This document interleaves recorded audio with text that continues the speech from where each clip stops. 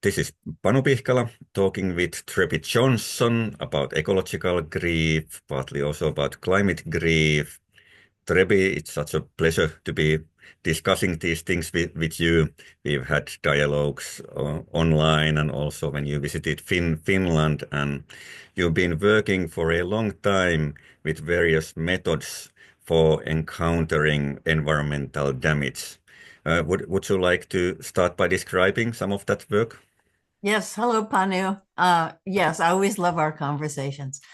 The organization that I created, which arose out of work I was doing and thinking about, was called Radical Joy for Hard Times.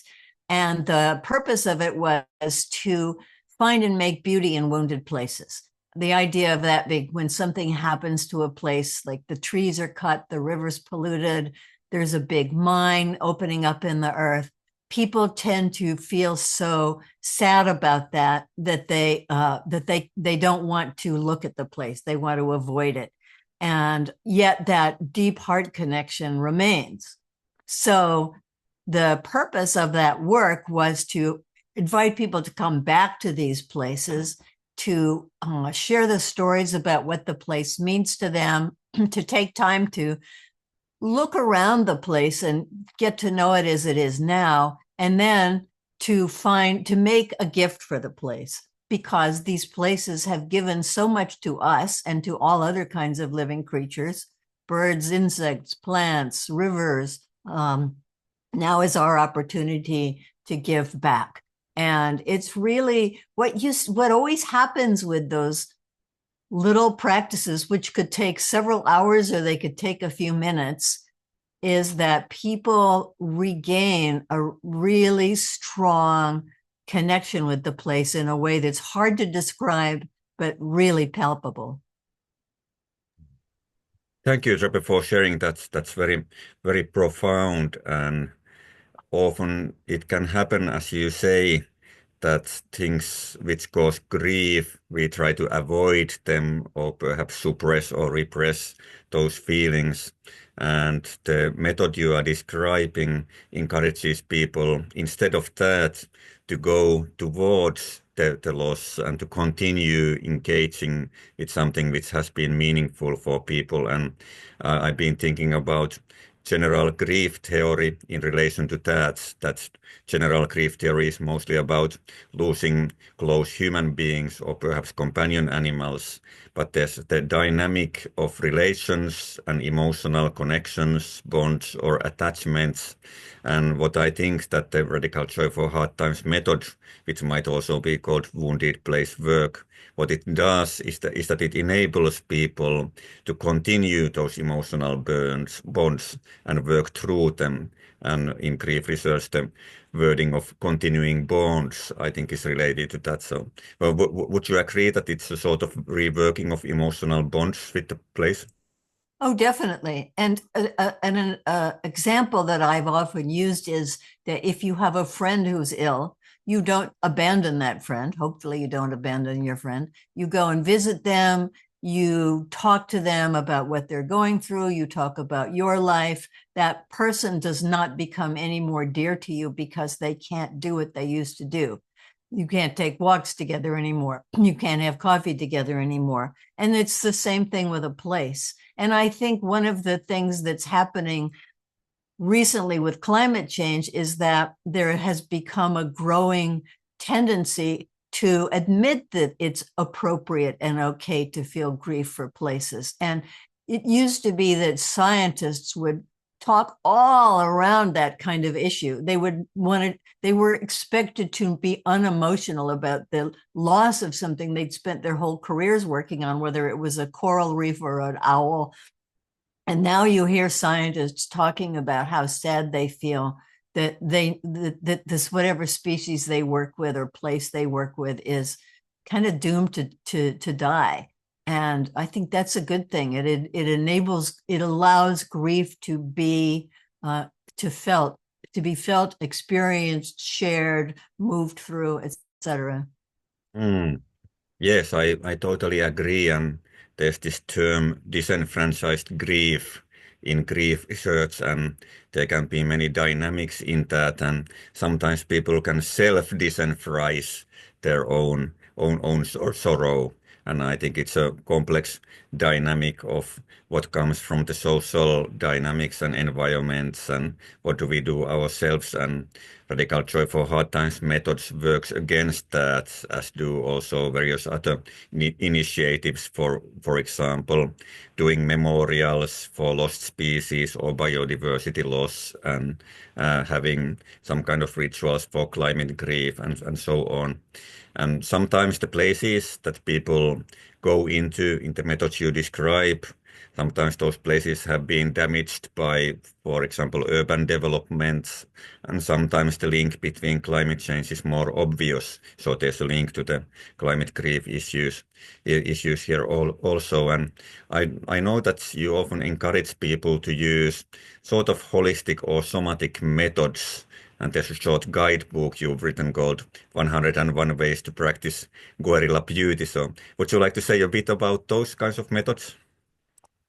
It's that little book it was suggestions for how you might approach different kinds of places that were hurt. And it includes the ones that you mentioned, and in quite specific detail, like here, what to do if it's a mine, like a coal mine, what to do if it's a forest, what to do if the place is so toxic that you can't actually physically get there. What if it's a place where there's been some kind of act of violence, like a war, or a place where somebody was hurt or injured or killed. And there's just simple little steps that people can use or just get ideas from. The important thing, I mean, for me, the most important thing about doing this kind of work is that you actually show up in person, that it's not sufficient to say, oh, I'm just going to sit at home and meditate about it, and that'll be what I do.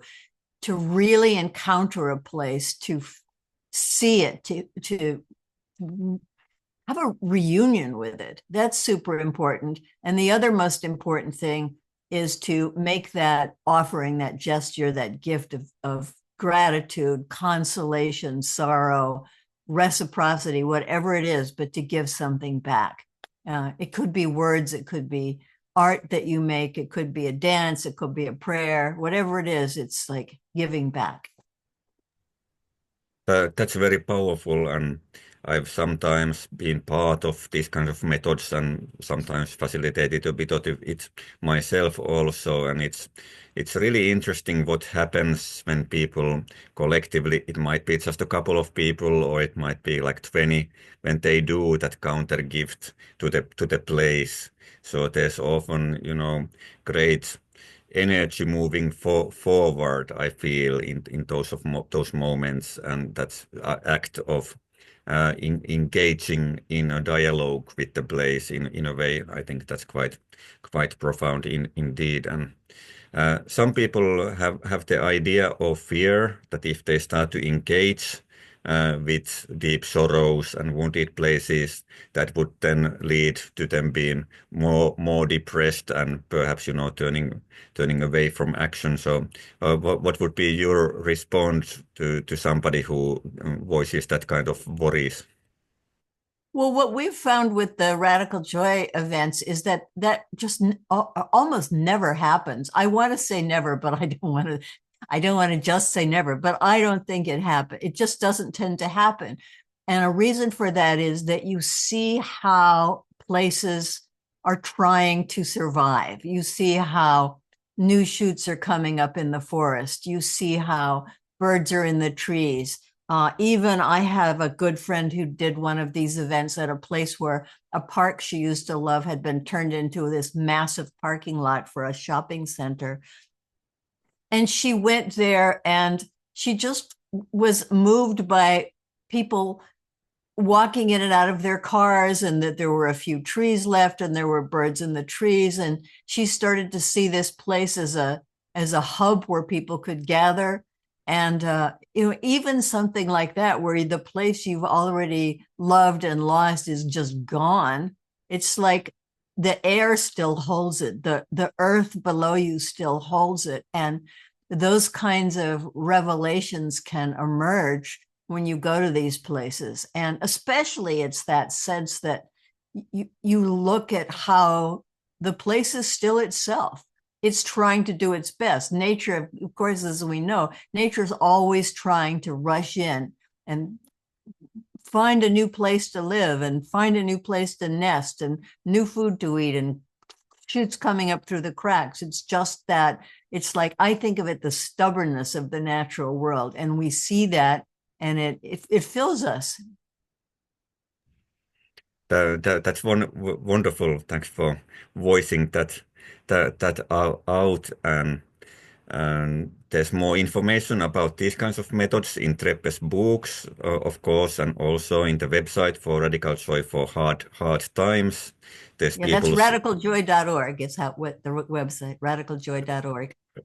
excellent, and there's case stories of people practicing this in various corners of the world, including a invitation to an annual Earth Exchange event in June, quite near midsummer. So that's one possibility to do experimentation of this. And in the materials we are producing with Climate Mental Health Network, there's also going to be links to this kind of work. And warm thanks to Trebbe for your insights in this dialogue and all the work that you do. Thank you, Panu.